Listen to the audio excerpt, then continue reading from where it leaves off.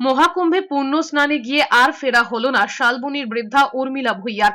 বছর ৭৮-এর উর্মিলা ভূঁইয়া তার মেয়ে জামাইয়ের সঙ্গে পুণ্য স্নানে গিয়েছিলেন, তবে স্নানের আগেই পদপিষ্ট হয়ে মৃত্যু হয়। উর্মিলা দেবীর পরিবারও উত্তরপ্রদেশ সরকারের বিরুদ্ধে কার্যত একই অভিযোগ তুলেছেন। ডেথ সার্টিফিকেট ছাড়া ময়নাতদন্ত না করেই কিভাবে দেহ হস্তান্তর করা হলো তা প্রশ্ন তুলেছে উর্মিলার পরিবার। এদিকে যত সময় যাচ্ছে মহাকুম্ভে স্নানে গিয়ে এ রাজ্যের বাসিন্দাদের নিখোঁজ হওয়ার তালিকা দীর্ঘ হচ্ছে। বছর ৫৪ রানাঘাটের তালপুকুরের বাসিন্দা এক মহিলার কোনো খোঁজ নেই। পরিবারের অভিযোগ, উত্তরপ্রদেশ প্রশাসনের হেল্পলাইনে যোগাযোগ করেও কোনো খোঁজ মিলছে না। মৌনী অমাবস্যায় কুম্ভে পুণ্যস্নানে গিয়ে আর কোনো খোঁজ নেই শিলিগুড়ির সমনগরের ডিজে মোড়ের বাসিন্দা পুতুল রায়ের। চিন্তায় কার্যত রাতের ঘুম উড়েছে পরিবারের লোকজনের। জুনমুট কোস্টাল থানার ছোট বাততলিয়ার বাসিন্দা প্রণব কুমার জানার খোঁজ মিলছে না বলে দাবি পরিবারের। পূর্ব পুটিয়ারির এক বাসিন্দাও নিখোঁজ রয়েছেন, অভিযোগ করেছেন মন্ত্রী অরূপ বিশ্বাস।